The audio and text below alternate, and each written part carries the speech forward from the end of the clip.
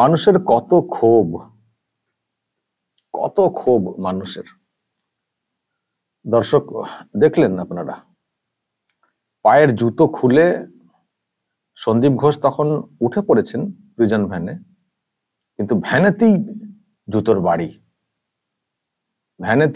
বাড়ি। দেখুন এই ব্যক্তি, কত ক্ষোভ মানুষের। তাছাড়া মুখে তো অনেকে ক্ষোভ তো প্রকাশ করছেনই। পুলিশ আবার ধরে নামাচ্ছেন, পুলিশের লোক।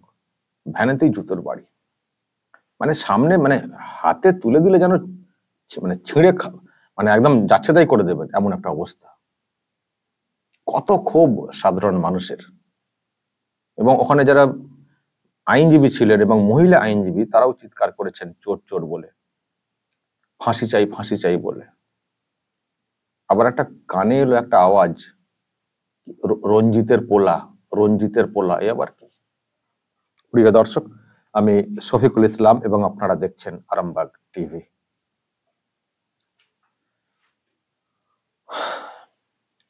প্রশ্ন হচ্ছে যে এত ক্ষোভ, এত কিছু মানুষের, এত দাবি বিচারের জন্য, কিন্তু বিচারটা হবে কি? ঠিকমতো বিচারটা হবে কি? আর যে জন্য ক্ষোভ প্রকাশ, সেটা তো পরিষ্কার বুঝতে পারছি, খুনের ব্যাপারটা।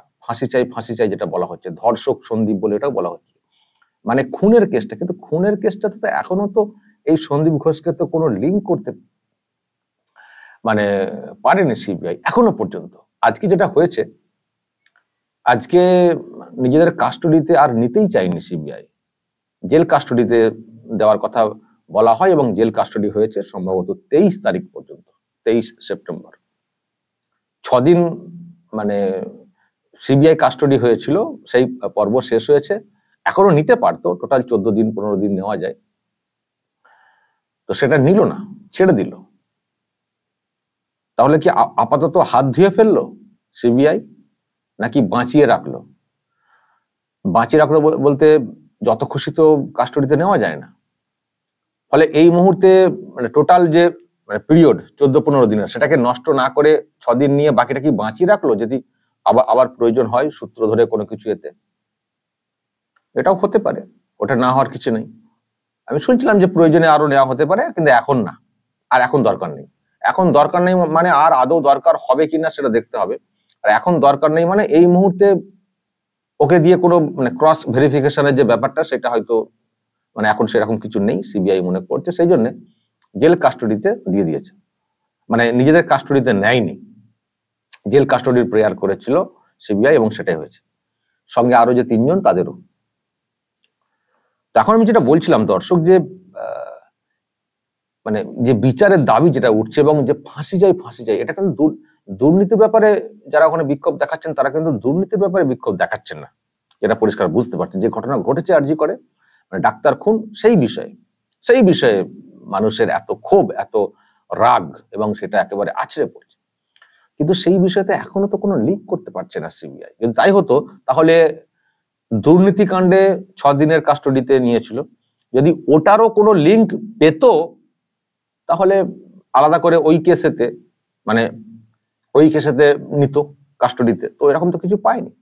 এটা যেটা কাস্টডি ছিল এটা পরিষ্কার দুর্নীতির মামলাতে, কিন্তু খুনের মামলাতে তো এখনো কিছু হচ্ছে না, অ্যারেস্ট। ফলে আর কি ফাঁসি হবে? এ তো দুর্নীতির মামলা তো কি হয় সেটা আমরা দেখছি। আমি আজকে দেখছিলাম একটা মানে অর্ডার আর কি দিল্লি থেকে এসছে, এই যে অনুব্রত কন্যা সুকন্যাকে জামিন দিল দিল্লি হাইকোর্ট, প্রায় 15 মাস পরে তিহার জেল থেকে মুক্তি পাচ্ছে। অনুব্রতর কন্যা গরু পাচার কাণ্ডে তার জামিন হয়ে গেছে। ফলে এই দুর্নীতির মামলাতে কতদিন আটকে রাখা হয় এবং এর বিচার কবে, মানে ট্রায়াল পর্ব কবে শুরু হবে, তারপরে শাস্তি, এটা একটা বিরাট প্রশ্ন। আমাদের দেশের যে আইনি ব্যাপার, এবং আবার যদি সেটা মানে প্রভাবশালী কারো ক্ষেত্রে হয়ে থাকে, সেখানে তো সব তারিখ পে তারিখ হয়ে যায়। এই এখন জামিন, তারপরে এখন কবে এটা চার্জ গঠন হবে, তারপরে মানে বিচারের যে ব্যাপারটা কবে কি হবে, তো বেশ মুশকিল। এখন কন্যা জামিন পেয়েছেন, তাতেই শুনছি বীরভূমে নাকি বিরাট খুশির হাওয়া তৃণমূল কংগ্রেসে, যেন বিশ্বকাপ চ্যাম্পিয়ন হয়ে মানে গোল্ড মেডেল নিয়ে ফিরছেন অলিম্পিক থেকে, মানে এমন সব শুনছি ওখানে খুশির হাওয়া বীরভূমে তৃণমূল শিবিরে। এবং বলছেন কেষ্টদাও ফিরবেন, এই মাসের শেষ দিকে মনে হচ্ছে হিয়ারিং রয়েছে। উনি তো একটি কেসে জামিন পেয়ে রয়েছেন, আরেকটি কেসে এই মাসের শেষের দিকে হলে হয়তো উনিও ফিরবেন। ফলে বাপ মেয়ে সব ফিরে যাবেন। ফলে দুর্নীতির কাণ্ডে সন্দীপ ঘোষকে কতদিন রাখতে পারবে এক প্রশ্নের, যদিও এখনো এদিকে মানে শিক্ষার দুর্নীতিতে অনেকে এখনো বন্দী রয়েছেন, তারাই বা কতদিন থাকবেন সেটা দেখার বিষয় রয়েছে। তো খুনের মামলাতে যে ফাঁসি, যেগুলো ব্যাপার ফাঁসি এগুলো ব্যাপারগুলো থাকে, সেই কেসে এখনো সন্দীপকে তো ধরতে পারেনি, মানে ওর তো কোনো লিঙ্ক খুঁজে পায়নি। এমন অনেকে বলছেন কি করে পাবে, তথ্য প্রমাণ এমন লোপাট হয়ে গেছে, কি করে খুঁজে পাবে? আর সে সঙ্গে অবশ্যই মানে এজেন্সির দক্ষতা নিয়েও অনেকে প্রশ্ন তুলছেন, যে যদি তথ্য লোপাট হয়েই থাকে সেটা নিয়েও কিছু করতে পারছে না, কোথায় কি লোপাট হয়েছে, কারা লোপাট করেছেন তাদেরকে আইডেন্টিফাই করে তাদেরকে ধরতে পারছে না। যে খুনের মামলাতে ধরতে পারেনি ঠিক আছে, কিন্তু তথ্য প্রমাণ লোপাট করার জন্য অমুককে ধরা, মানে যারা ধর্ষক খুন করেছে তাদেরকে হয়তো পাওয়া যাচ্ছে না এখনো। কেন পাওয়া যাচ্ছে না? তথ্য প্রমাণ লোপাট হয়েছে। কিন্তু যারা লোপাট করেছে, কোন দিক দিয়ে লোপাট হয়েছে, তাদেরও তো একজনকে ধরে তো কমসে কম কাস্টডিতে নিয়ে তো জেরা করা যেতে পারে। সে টালা থানার ওসি হন বা যে কেউ, যদি মনে হয় কাউকে আর কি, বা পুলিশ কমিশনার, যেই হন না কেন, যদি কোথাও মনে হয় যে তথ্য প্রমাণ লোপাট হয়েছে কোনো দিক দিয়ে কোনো নির্দেশে, তো ধরুক না কাউকে না কাউকে একটা। সেটাও তো হচ্ছে না। সুপ্রিম কোর্টে শুধু স্ট্যাটাস রিপোর্ট জমা করছে, সুপ্রিম কোর্টে কিছু বলছে না। আবার সুপ্রিম কোর্ট বলেছে এগোচ্ছে সিবিআই, তো আমরাও খানিকটা আশা করে বসে আছি, কি এগিয়েছে দেখবো। পরের 17 তারিখে আবার ডেট রয়েছে, সেদিন আবার নতুন করে স্ট্যাটাস রিপোর্ট দিতে বলা হয়েছে। এখন যেহেতু সিবিআই কিছু মুখে বলছে না, প্রকাশ্যে আসছে না, ফলে অথচ ঘটনার যা বিবরণ আমরা শুনেছি সেটা একজনের কাজ না।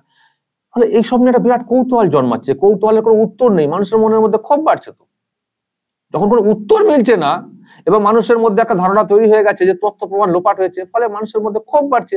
আর ব্যাস, প্রাক্তন প্রিন্সিপালকে পাওয়া গেছে সামনে, সেই জন্য আরো ক্ষোভটা আছড়ে পড়েছে।